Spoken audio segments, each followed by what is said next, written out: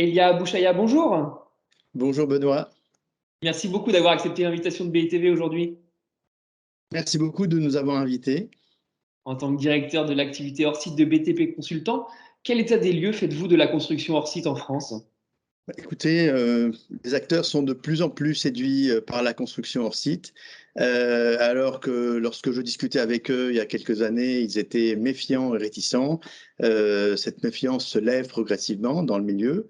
Et des bailleurs sociaux ont déjà sorti des programmes, des grands promoteurs nationaux ont déjà franchi le pas, des collectivités locales, même l'État à travers ses agences et ses ministères commence à réfléchir à des projets en construction hors site. Ensuite, il est important de noter l'investissement et l'engagement des acteurs comme le campus hors site, dont BTP Consultant est partenaire fondateur, et qui offre une offre de formation gratuite pour tous les acteurs, pour tous les intervenants sur un chantier. Nous avons même des acteurs institutionnels tels que le CSTB, le Centre scientifique et technique du bâtiment, ou l'AFNOR, l'Agence française de normalisation, qui s'intéressent, qui réfléchissent et qui travaillent sur des sujets techniques relatifs à la construction hors site. La filière s'organise mieux, de mieux en mieux. Elle est de plus en plus active, notamment à travers la CIM, qui est le principal syndicat des professionnels de construction industrialisée et modulaire. Les industriels se transforment. Ils s'organisent ils se préparent à une évolution importante du marché. Donc, c'est un état des lieux plutôt prometteur que je fais. L'évolution est palpable de plus en plus, de moins en moins. Chaque mois, nous pouvons mesurer l'évolution de l'appétence vers la construction hors site. Il est très difficile de donner des chiffres précis parce que la notion de hors site, elle n'est pas la même pour tout le monde. Il n'y a pas encore une seule et unique définition de ce que c'est le hors-site en France, entre le modulaire 3D, la construction 2D, les éléments préfabriqués en béton, les salles de bain préfabriquées, les maisons en kit. Donc, ce sont tous des procédés hors-site, plus ou moins industrialisés. Donc, tant qu'il n'y a pas encore de référentiel fixe et commun à tout le monde, j'allais dire, on ne peut pas mesurer de manière scientifique l'évolution du secteur. Mais en tout cas, on peut dire que l'évolution est palpable. Elle est plutôt dans le secteur du résidentiel et du scolaire. Mais on voit que la construction site fait ses preuves aussi dans la rénovation énergétique, ce qui n'était pas au début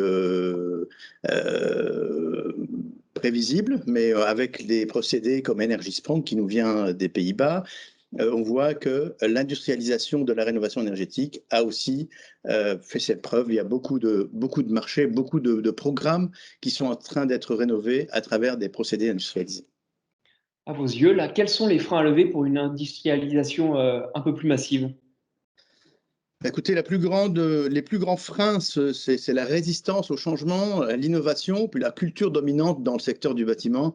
Euh, Ce sont d'importants freins, pour le moins psychologiques, à la progression du hors-site. Et cela se lève petit à petit à travers la démocratisation et l'information. Un autre frein qui est moins abstrait, c'est le manque de compétences, qui est aussi en train d'être comblé par une offre de formation et de l'expérience. D'autres freins, comme l'arsenal réglementaire et juridique qui est actuellement en France, le code de la construction, le code de la commande publique, le code des assurances, qui sont rédigés dans un esprit où on voit un bâtiment qui est construit sur site, sur un chantier, à travers des phases ou un séquençage bien rigide et des acteurs qui ne se parlent pas entre eux, qui travaillent en silo. Et cela fait encore de la résistance au changement et n'aide pas la filière ou les acteurs ou les assureurs même à être sereins et donc faciliter ce type de projet. Mais fort heureusement, on est en train de prendre conscience des problèmes et à tous les niveaux et ça commence à bouger. Justement, quel est le rôle de BTP Consultant là, dans la démocratisation de ce procédé? BTP Consultant est le premier bureau de contrôle à voir l'intérêt et le potentiel du hors-site. Nous avons réagi avec une grande agilité. Nous nous sommes intéressés à ce qui se passe dans les usines, chez les industriels. Nous avons essayé de comprendre quels étaient les éléments clés, quels sont les éléments clés du changement, quels étaient les points bloquants, et nous avons ainsi modifié nos process et les avons adaptés. Nous avons organisé plusieurs conférences sur le sujet. Nous en parlons à nos clients, à nos partenaires. Et BTP Consultant, je vous disais, il est partenaire fondateur du campus sur site. À ce titre, nous préparons un module e-learning sur le contrôle technique qui est totalement gratuit, qui sera accessible sur la plateforme du campus sur site, dans lequel nous faisons un retour d'expérience, nous disons quels sont les éléments à changer dans l'attitude du contrôleur technique, dans sa philosophie, dans la manière de penser les projets, pour que ça soit plus un frein dans un projet de construction hors site.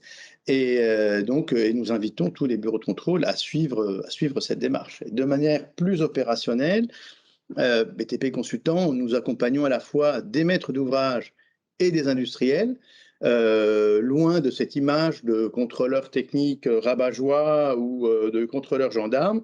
Nous agissons en tant que facilitateur et plus consultant que contrôleur. Très bien. Elia Voilà. Abouchaya, merci beaucoup pour cet éclairage. Je vous en prie. Merci beaucoup de nous avoir invités et de nous avoir ouvert l'opportunité de parler de la construction en site. Un plaisir partagé. À très bientôt sur BITV. Merci beaucoup, à bientôt.